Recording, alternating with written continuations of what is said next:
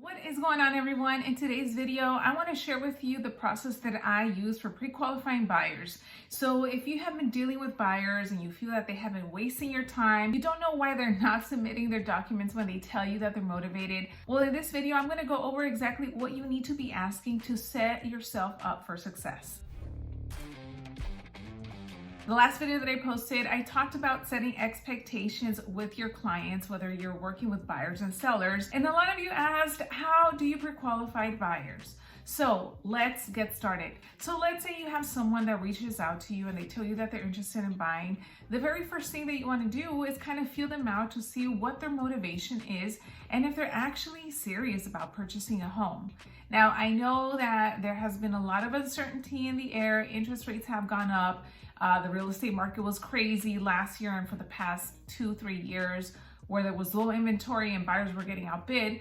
But this video obviously is just a general video if you're working with buyers. So obviously figure out what their motivation is, because what happens a lot of times is that buyers will tell you that they're interested in purchasing a home because maybe they no longer want to rent. And once you start having the conversation of the next steps to get the ball rolling and getting connected with the lender if they're going to get financing, what ends up happening is that it's almost like they get cold feet. Now they start ghosting you. They never answer your phone calls. Maybe you refer them to your lender and then the lender can't get a hold of them. And it just becomes this thing where you're chasing someone where you don't even know if they're going to convert. You may think that they're a lead and you're eventually going to get a paycheck once you get them under contract, but you can't even get to that point because they don't even get the process started. So what are some of the questions that I ask when I'm pre-qualifying these buyers? The very first thing is that I do like to have a conversation with them over the phone or in person, whatever they prefer, or maybe even over Zoom or FaceTime. It doesn't matter. I want to get them on the phone and I want to ask as many questions in terms of what they're looking for, just so that I can get an idea as to whether or not they're realistic in their expectations and what the reality of the current market is. Along with that, the next couple things that I'm going to mention are extremely important. And for the most part, these are questions that a lender would ask. Now, the reason that I ask this is because a while back when I was brand new, I remember getting these buyer leads. And I would think that they were buyer leads and I would send them over to the lender. And then the lender would tell me that unfortunately, these people were not qualified to purchase a home. So some of the questions that I ask are regarding their income, if they are self-employed or if they are a wage earner, because this is going to be a big difference in their pre-qualification amount. Along with that, I confirm that they have been doing their taxes and they have filed their taxes for the past 2 years. I also want to know how much money they have saved for a down payment. A very popular thing that a lot of first-time buyers ask are regarding down payment assistance programs. Now, there are down payment assistance programs out there. However, many programs have different requirements depending on what you do, where you work, your income, your family size, and a bunch of things. So I like to tell buyers that, again, these down payment assistance programs vary case by case, but we can definitely take a look at that. But of course, just like I said a couple minutes ago, I want to find out if they have any money saved for a down payment, because let's say, for example, they do not qualify for any down payment assistance programs.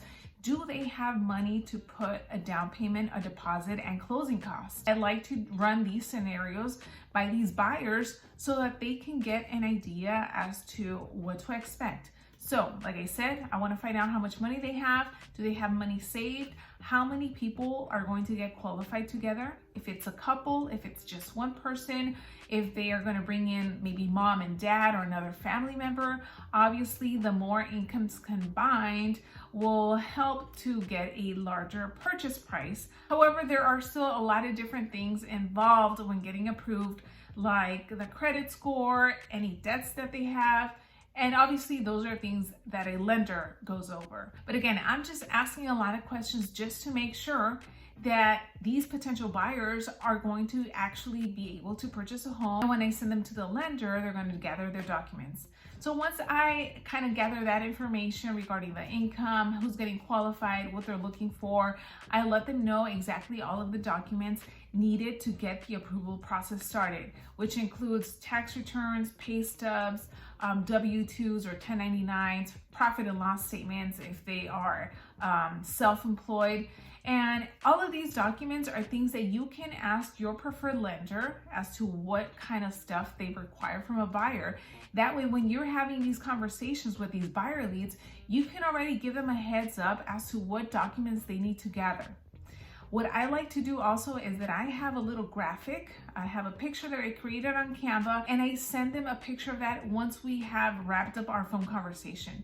So I have verbally told them the documents that they need, and I tell them right now, once we hang up, I'm going to shoot you a text message again with a list of documents, and I'm also going to send you an email so that you have all of this.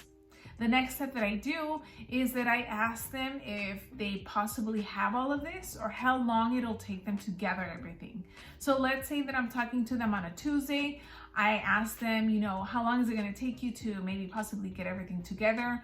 They might say a couple of days. So I tell them, what, today's Tuesday. Let me check back with you on Friday to see if you have everything.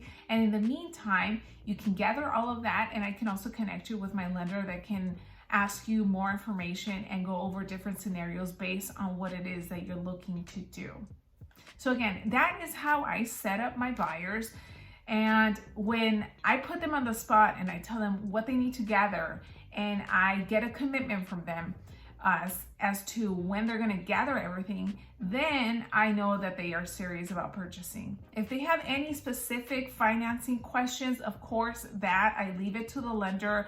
I don't like to answer any questions regarding numbers because, again, there's so many different things involved regarding their credit and the debt that they have in order to even determine how much they're going to be able to qualify for.